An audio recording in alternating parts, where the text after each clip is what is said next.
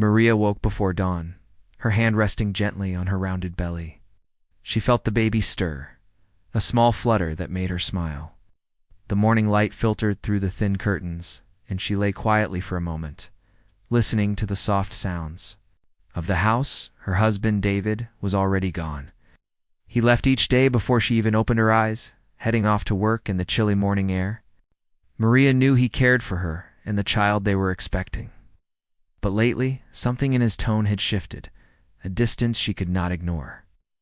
After a few minutes of calm, Maria rose and made her way to the kitchen. She put on the kettle and placed a mug on the counter. While the water heated, she chopped fruit for her breakfast, a mix of sweet melon and tangy berries. Her doctor had said she needed plenty of vitamins now that she was 6 months along. Each bite felt like a small gift to her baby. She drank her tea slowly, gazing out the window at the empty street. The house felt too quiet, without David's laughter or his footsteps on the wooden floor. She thought about their life together. David had always been a steady presence. He was a kind man who listened when she spoke, held her hand when she felt afraid, and made jokes to ease her worries. Their home was modest, with soft furniture and framed photos of the two of them smiling on vacation or exploring a nearby park. Soon those photos would include their baby. Maria imagined a tiny face laughing back at her. The thought warmed her heart, but it also brought a pang of worry. Would David be there to share that joy? She brushed the worry aside, telling herself it was only nerves. When the kettle clicked off, Maria filled her mug and carried it to the living room. She sat on the couch, curling her legs beneath her. She stroked her belly again, feeling that baby's gentle kicks. She talked softly, telling the child how the day would unfold. She would visit her sister Grace and then stop by the clinic for her monthly checkup. Grace was her rock. She called her every day, sharing hopes and fears. Maria knew she could rely on her sister's calm voice and warm advice. The clock on the wall ticked toward 8, and Maria heard the front door open. She rose to greet David with a smile, but he hardly looked at her. He set his briefcase on the table and sighed. His suit jacket was tight across his shoulders, and his eyes seemed tired. He mumbled a quick good morning as he headed for the coffee pot. Maria watched him pour a cup without asking how she slept or how she felt. She felt a small ache in her chest, but did not let it show. Instead, she asked about his day and offered to make him breakfast. David shook his head. He only had time. For coffee, he said. He would eat at the office. Maria forced her voice to stay light as she told him to be careful on the road. He nodded but did not stop, grabbed his mug and hurried out, barely touching her cheek. The door closed behind him with a soft click. Maria stood still for a moment, listening to the empty house once again. Her hand went to her belly as if for comfort. Later that morning, Maria drove to her sister's house. Grace lived a few miles away in a cozy neighborhood where children played on the sidewalk and flowers bloomed in front yards. Grace greeted her at the door with a warm hug and a plate of muffins. They sat together at the small kitchen table. Grace asked gentle questions, and Maria told her everything she could think to say. She tried not to mention how David's eyes had looked tired or how his voice had sounded distant, but her sister noticed. With a kind but firm tone, Grace asked if something was wrong at home. Maria paused before answering. She wanted to believe it was just work stress or the demands of supporting a family. Yet she knew in her heart that it was something more.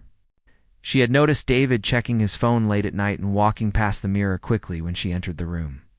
She noticed the way he avoided her gaze and the empty spaces in their conversations. But she was afraid that the life they had built might be slipping away. She took a deep breath and told Grace that she felt alone sometimes, even when David was near. Grace reached across the table and took Maria's hand. She spoke softly, but with confidence. She reminded Maria that she was strong and that she deserved love and support, especially now. Maria felt tears come to her eyes. She looked down at her hands resting over her belly and realized her baby needed her strength too. She promised Grace she would speak to her doctor about her worries. Having her sister's support gave her a small spark of hope. She felt better prepared to face whatever came next. After their visit, Maria went to the clinic for her checkup. The nurse greeted her with a friendly smile, and the doctor listened carefully as Maria spoke about her day. The doctor checked the baby's heartbeat, measured her belly, and reassured Maria that the baby was healthy. She also asked Maria how she felt emotionally. Maria hesitated, then opened up about her feeling of loneliness and her concerns about David. The doctor nodded and suggested counseling or talking to a support group. All right. Maria agreed to think about it. As she left the clinic, holding the printout of the baby's growth chart, she felt a mix of relief and concern. That evening, Maria went home with groceries and a light heart. She prepared a simple dinner of baked fish and steamed vegetables, humming quietly. She set the table for two, hoping David might join her. When he arrived, he smelled of coffee and car exhaust. He sat at the table, but did not eat.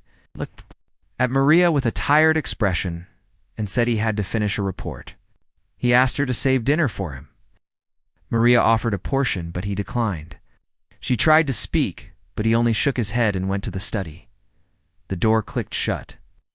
Maria sat at the table, the unbroken dinner in front of her. She pressed her hands to her belly and felt a strong kick in response. In that moment, she remembered the love she had felt when she saw the positive test and the first ultrasound. She was not just alone. She was supported by the tiny life inside her and by her sister's love. She whispered to her baby, promising to keep fighting for their future. She left the table and returned to the living room, where she sat on the couch, wrapping her arms around herself. Although David was distant, she told herself that she would not give up on herself or her child. The night was long, but Maria felt a growing strength inside her, her strength she did not know she had until she needed it most. David began arriving at the office earlier each morning. He told himself it was for extra work, but really, he looked for Chloe's bright smile. Chloe was new in the office. She had just finished college and came with fresh ideas. Her hair was dark and shiny. She laughed easily, and her eyes seemed to light up when she talked. David watched her from across the desk, and he felt something he had not felt in a long time. Chloe was full of energy. She greeted every coworker with a cheerful hello. She carried a stack of papers in her hands, always ready to help. One day, she slipped and nearly dropped the files. David was right behind her. He caught the papers before they fell. Chloe looked up at him with surprise and gratitude. "Thank you," she said softly. David smiled and said, "No problem. I've got you." A small spark passed between them. After that day, David found reasons to help Chloe. She needed someone to show her the office system. He explained the filing process and taught her how to use the copier. She listened closely and asked good questions. David felt useful again. At home, he had felt tired and worn out by the routine. With Chloe, he felt alive. He told himself it was just helping a coworker. He believed he could keep it professional. Chloe began seeking David's help more often. She stayed late to finish projects. David stayed too. They worked side by side in the quiet office. The hum of the computer and the soft flicker of fluorescent lights filled the room. Chloe smiled when David told a joke. David laughed more than he had in months, forgot about bills and doctor visits and the silence at home. He only thought about the present moment and how easy it was to talk with Chloe. One evening, Chloe asked David for advice. She said she felt lonely in the large city. She missed home and her family. David understood that feeling. He remembered moving away when he first got his job. He told her stories of his own adjustment, of the quiet nights when the city lights felt too far away. Chloe listened closely, her head tilted, hair brushing her shoulder.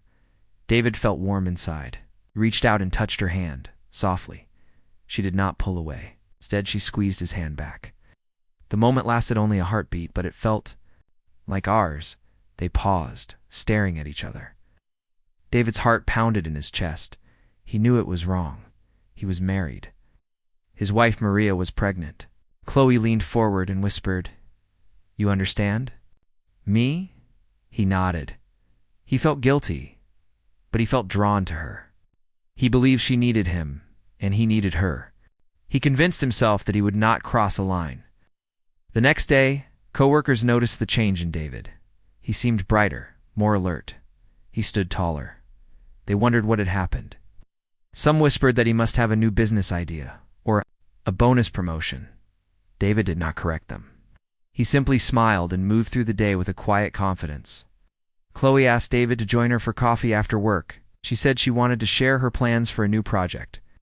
They walked to a small cafe down the street. The sun was low and the sky was soft pink. They sat at a tiny table by the window. Chloe ordered a latte and David ordered tea. They talked about work, of course. But they also spoke of childhood memories, favorite books, and the little things.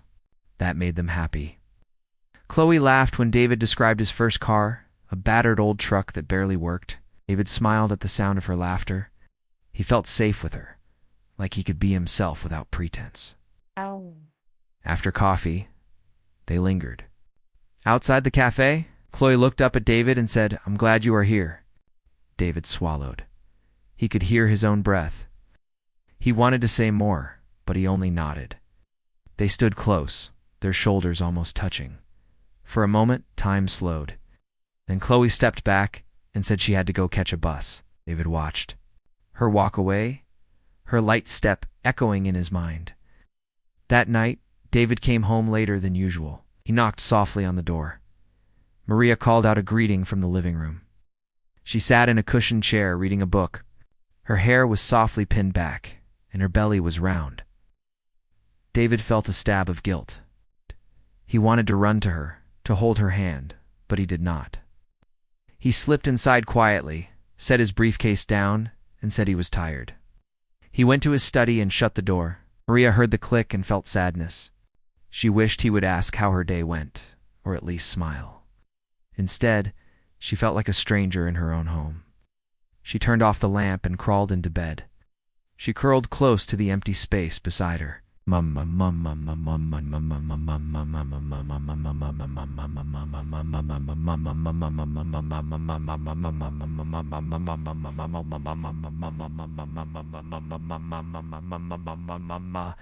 Chauffeur, way forward is into someone. Oh, beside ma. She curled close to the side. She curled close to the empty space beside her. She whispered to her unborn child, "Ma-mama, ma-mama, ma-mama, ma-mama, ma-mama, I'm side. I'm side so, mama. I'm side sam, I'm some sabo. But my mum and saba ben out as I'm sen skansen so I'm sense and emma I'm sen some and sense of sable I'm some man I'm sas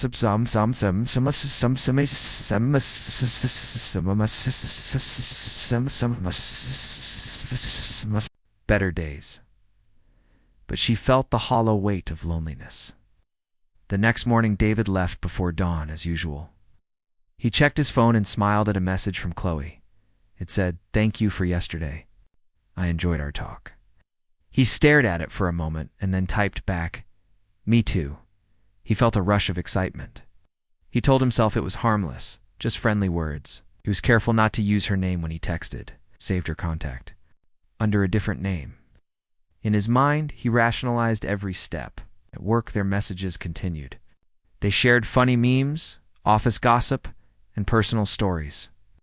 Each ping on his phone made his heart skip. He worried a little about being seen in the hallway, but that worry only added to the thrill. He felt alive again, not weighed down by routine. One afternoon, Chloe leaned over David's desk and whispered, "I need help finishing this report tonight. Will you join me after hours?" David hesitated. He looked at the clock. It was already late for him to stay. But he said yes. He told Maria he had an urgent meeting that was running late. Maria nodded without looking up from her knitting. She wished she could ask where he was, but she held back. She did not want to seem insecure. That evening, David met Chloe in the conference room. They sat together at the large table. Papers were spread out and the city lights shone through the windows. They worked quietly at first, reviewing numbers and editing sentences. Then Chloe offered him a cup of coffee. He accepted. They drank in silence for a moment, the only sound the hum of the air conditioner. Chloe looked at David and said softly, "I feel safe with you." David felt his heart twist. He knew he should stop this. He should think of Maria, of the baby. But he could not, he replied. "I feel safe with you too." Chloe smiled and reached for his hand again, their fingers laced together. David closed his eyes and let himself enjoy the warmth. Sudden knock on the door startled them. They pulled apart quickly. Chloe's face went pale and David's heart hammered. They opened the door to find a janitor with a mop and a broom. "Sorry," the janitor said. "I'm just cleaning up. Didn't mean to disturb." He stepped inside and turned on the lights.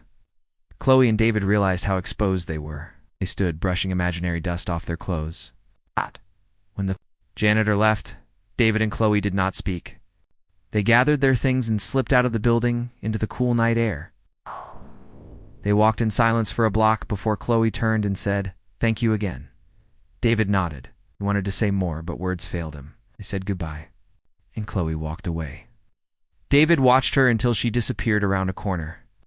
On his way home, David felt a swirl of emotions. He felt alive and guilty, excited and ashamed. He tried to plan how to balance both lives. He thought of telling Maria nothing and continuing with Chloe. He pushed down the guilt and told himself he would sort things out later. When he reached home, he slipped in quietly. Maria was asleep in bed. He stayed awake a little longer, looking at the ceiling, feeling torn. He did not know what the future held, but he knew everything had changed. The secret he carried was heavy, and he understood that his life was about to take a path he had never imagined. Maria awoke one morning to find the house strangely silent. The bed beside her was cold and empty. She reached over, expecting to feel David's warmth, but found only the soft, rumpled sheet. Her heart raced. She stepped lightly to the living room, imagining he would appear with coffee and a gentle smile. Instead, she saw a small pile of his things by the front door: a black leather jacket, a neatly folded shirt, and a note. The note was brief. "I'm sorry," it read. "I need space. I'll be back soon." Maria's hands trembled as she dropped the paper. She called his name, but only her echo answered. She sank onto the sofa, her belly pressing against her thighs. The baby kicked, perhaps surprised by her sudden stillness. Maria pressed her palm to her stomach, seeking comfort in the life she carried. She picked up her phone to call him, but the screen showed only her own voicemail greeting. She sank lower, tears running down her cheeks. The next hours passed in a blur. Maria moved through the house in a fog, brushing her teeth without really feeling the cold bristles, pouring tea that went cold before she touched it. She thought of calling her sister Grace, but hesitated. She felt a hint of shame, as if her marriage had failed in a way she should have prevented. Finally, she dialed Grace, her voice small and shaky. Grace answered immediately, alarm in her tone. When Maria told her what happened, Grace said she would come right away. By midday, Grace arrived with a small suitcase and a bag of warm soup. She wrapped Maria in a tight hug and guided her to the kitchen. She set the soup on the stove and put 2 bowls on the table. Maria did not have the strength to protest. She sat at the table, staring at the empty chair across from her, while Grace ladled the soup into bowls. When Grace slid a bowl toward her, Maria nodded and lifted the spoon. The warm soup slid down her throat, soothing both her hunger and her sorrow. Grace sat beside her and held her hand. She asked questions gently, coaxing Maria to speak. Maria told her everything she knew: David's longer office hours, his secretive phone messages, Chloe's name whispered in the staff room. She spoke of the dark note and the silent house. Grace listened, her eyes soft with sympathy. When Maria's voice broke, Grace squeezed her hand and told her it wasn't her fault. She reminded her that she was not alone. Over the next days, Maria learned more at the office. A neighbor, Mrs. Lopez, mentioned seeing Chloe's car at their driveway late. One night, at the clinic, the nurse quietly asked if everything was all right at home. The receptionist offered a sympathetic smile when Maria arrived for her checkup. Word traveled fast. Each new whisper and glance felt like a small cut in Maria's heart. She returned home after these encounters to find loneliness waiting like a shadow. Maria knew she had to face practical matters. David's name was on the lease, on the bills, and on the mortgage. She could not keep paying everything herself without some plan. Grace helped her organize the paperwork. They sat at the kitchen table with stacks of envelopes and folders. Maria read each statement, feeling a pinch in her chest at the total costs. She thought of the baby's needs, the hospital fees for delivery, and the groceries she would need. Grace promised to help with money until Maria could manage on her own. One afternoon, Maria sat in a support group for single mothers. The room was small but warm, with mismatched chairs and soft light from a tall window. A kind woman named Sharon led the group. Sharon asked everyone to share their story. Maria's voice trembled when it was her turn. She spoke of David's betrayal, the note, and her fear for the future. When she spoke of her unborn child, her voice grew stronger. She described how the baby's kicks felt like tiny reminders of hope. Other women nodded and offered kind words. Some offered to babysit when the child arrived. Others gave advice on budgeting or legal steps to separate her husband's finances. After the meeting, Sharon gave Maria the name of a counselor who specialized in family issues. Maria wrote it down on a scrap of paper, tucking it into her purse. She felt a small spark of determination. She would take one step at a time, for herself and for her baby. She walked home through the quiet streets, breathing in the spring air. The sun felt gentle on her face, as if acknowledging her courage. At the clinic, the doctor measured Maria's belly and listened to the baby's heartbeat. The steady filled the small room. Maria placed a hand on her belly, tears of relief glistening in her eyes. The doctor smiled and said the baby was growing well. She asked how Maria was coping. Maria forced a small smile and told her about the support group. The doctor nodded approvingly and reminded her to rest and eat well. Maria left with a new chart and the counselor's phone number in her purse. Back at home, Maria sorted through the mail. Among the bills was a letter from her employer's benefits office. Maria's heart skipped. Perhaps it contained information about spousal health coverage. She opened it carefully. It explained her coverage options as an expectant mother. But it also mentioned that if her spouse moved out permanently, she would need to update her status. The words permanently hit her like a cold wave. She reread the lines, feeling the weight of new responsibilities. She closed the letter and placed it in a folder labeled important. That evening, Maria found herself cleaning the nursery. The small room had a crib, a changing table, and bright curtains with stars and moons. The crib was empty right now, but she had laid out soft blankets and little clothes on the changing table. She smoothed a tiny onesie that read "Hello World" and imagined putting the baby into it. Her fingers trembled with excitement and fear. Could she do this alone? She gave herself a silent pep talk, telling herself that she could. The baby had come into her life for a reason, and she would not give up. As night fell, Maria sat on the edge of the bed, hugging a small pillow. She thought about David and the life they had shared. A part of her loved him still, despite everything. But a larger part knew that he had chosen someone else. She offered him no blame, only sadness. She whispered goodnight to her unborn child, promising to keep them safe. She felt a tiny kick in response, and she smiled through her tears. Maria fell asleep with the pillow clutched to her chest. In her dreams, she saw herself walking through a bright field with her baby in her arms, sunlight dancing on her face. She woke before dawn, feeling a gentle strength. She sat up and placed her hand on her belly. She spoke softly, naming her hopes and dreams for the baby. She told herself that no matter what happened next, she would face it with courage. The path ahead was uncertain, but she understood one truth clearly. She was not alone. She had her sister, her friends from the support group, and most importantly, the new life growing inside her. And with that life, she felt ready to meet whatever challenges lay ahead.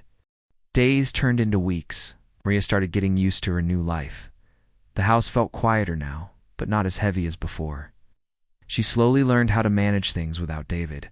Her sister Grace stayed with her most nights, and when she couldn't, she made sure to call. Maria no longer cried every evening. Instead, she focused on the little things: folding the baby clothes, preparing soft meals, and walking gently around the block for exercise. The support group became a place of peace for her. Every week, Maria sat with other women who had been through hard times. Some had lost partners, others were raising children alone. They shared stories, gave each other tips, and even laughed together. Maria started feeling stronger. not just for herself, but for the baby too. She stopped looking at her phone, hoping David would call. She told herself that if he ever came back, she would be okay either way. One morning, Grace came in holding a large paper bag. "Look what I found at the market," she said, smiling. She took out baby wipes, a cute blue baby blanket, and a small stuffed animal.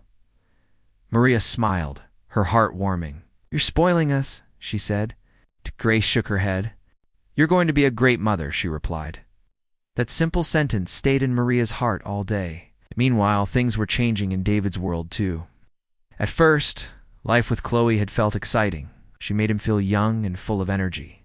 She laughed at his jokes, brought him coffee, and told him how smart he was. They went to restaurants and stayed up late watching shows. David felt like he had escaped from a life of stress and duties. He believed he had made the right choice. But as the days passed, cracks began to appear. Chloe started complaining about small things. She didn't like that David still had to deal with paperwork from his marriage. She asked why he hadn't fully moved on yet. She became annoyed when he didn't answer her texts right away.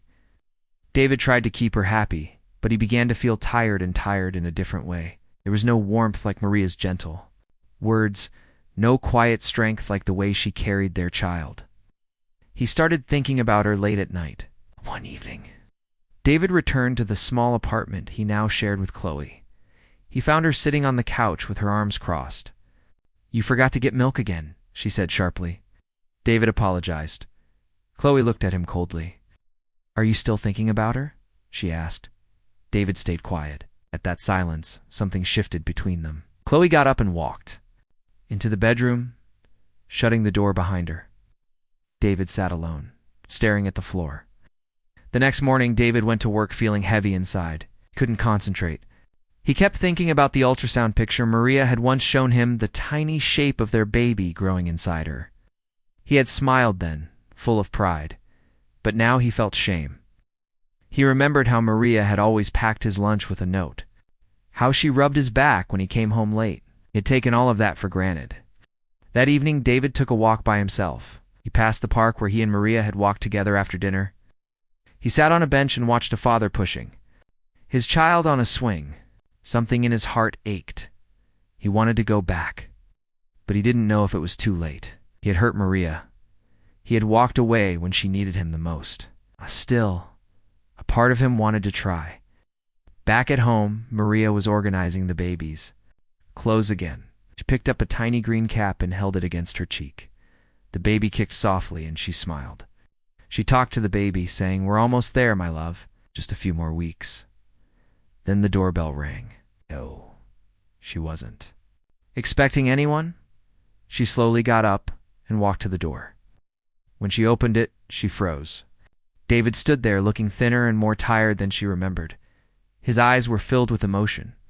For a moment, neither of them spoke. Maria's heart pounded, but she kept her face calm. "What are you doing here?" she asked her. Voice soft but firm. David took a deep breath.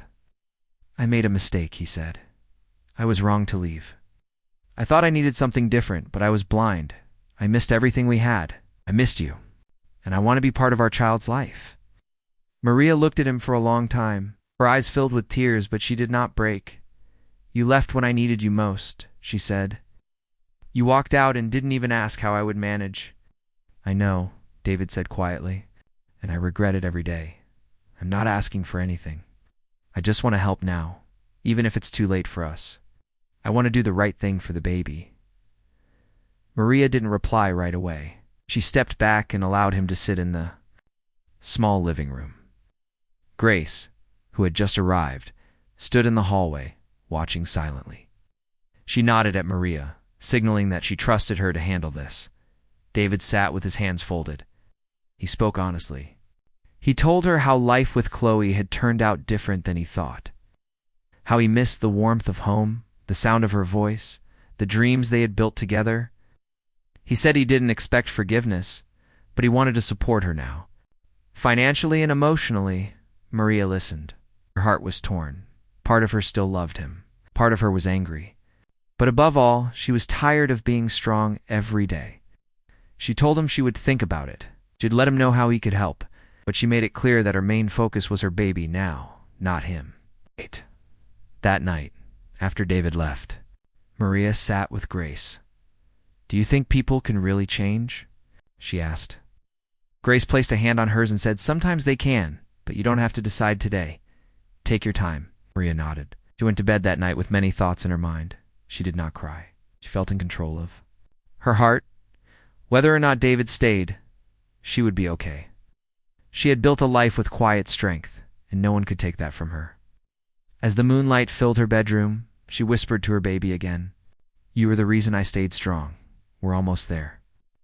The baby kicked again, and Maria smiled. Outside, the wind was gentle. The world was still turning. And Maria, once broken, was slowly becoming whole again. The morning air was cool and fresh. Sunlight came through the window and danced softly on the curtains. Maria slowly opened her eyes and turned to look at the calendar. A small heart was drawn on today's date. It was the day her doctor had told her the baby might arrive. She placed her hand gently on her belly, which was now round and heavy. The baby inside her moved slightly, as if to say, "I'm ready." Grace came into the room with a cheerful voice. "What today might be, though?"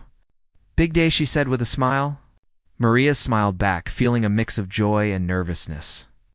Her hospital bag was already packed, resting near the door. Everything was ready: baby clothes, blankets, and even a small toy elephant she had picked out during one of her walks.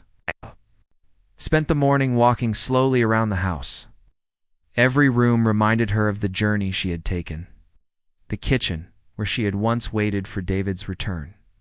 The living room, where she sat with tears in her eyes but didn't give up. The nursery, where hope had grown stronger every day. She sat for a moment on the rocking chair, gently swaying, feeling peace in her heart. Suddenly she felt a sharp pain. It was different from the usual ones. It came strong and then passed. Then another came. She looked at Grace. "I think it's time," she whispered. Grace didn't panic. She helped Maria into comfortable clothes, picked up the hospital bag, and called a taxi. They reached the hospital within 30 minutes. At the hospital, nurses greeted Maria warmly. They took her to a clean, quiet room and connected her to machines to check the baby's heartbeat. The steady thump-thump filled the room, giving Maria comfort. The doctor arrived soon after and confirmed that labor had started. As the hours passed, Maria breathed through the pain. Grace stayed beside her, holding her hand and wiping her forehead. The pain grew stronger, but Maria stayed calm. She remembered everything the doctor had taught her. She focused on her breathing, listened to the nurse's gentle voice, and kept thinking of the little face she would soon meet. Outside the hospital, David sat in his car. He had been waiting for Grace's message. When she finally sent the text, "We're here," he drove straight over. He didn't expect to be allowed in. He only wanted to be close, even from afar. He waited in the hallway, pacing back and forth.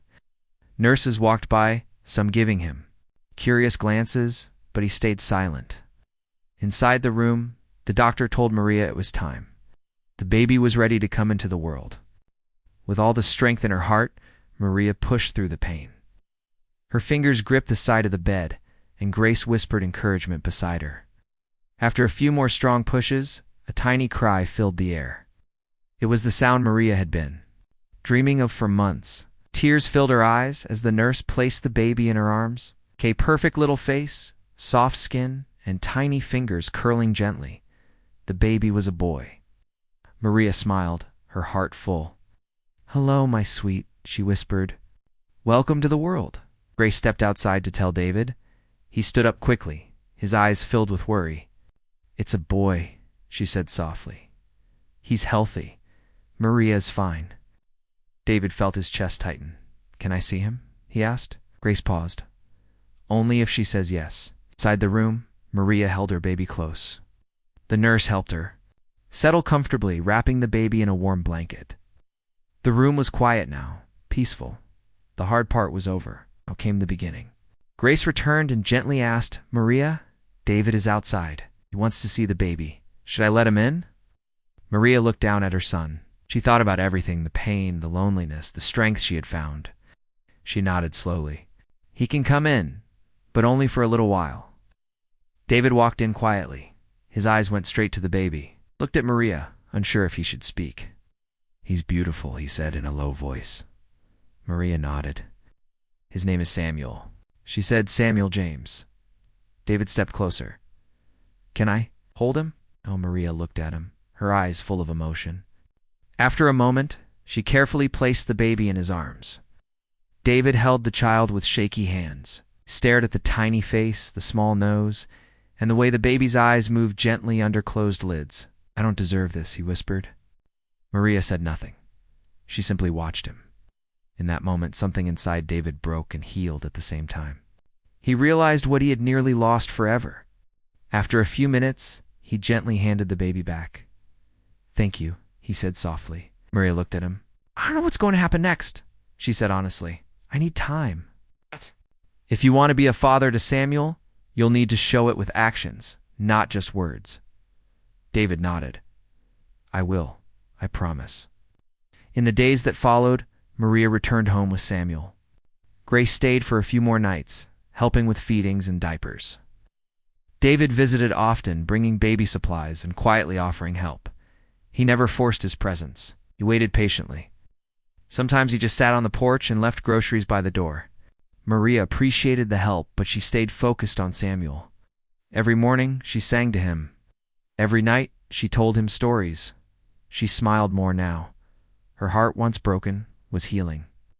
Weeks later, she met with the counselor Sharon had suggested. They spoke about everything about David, about forgiveness, about motherhood. Maria shared her fears, her strength, and her quiet dreams.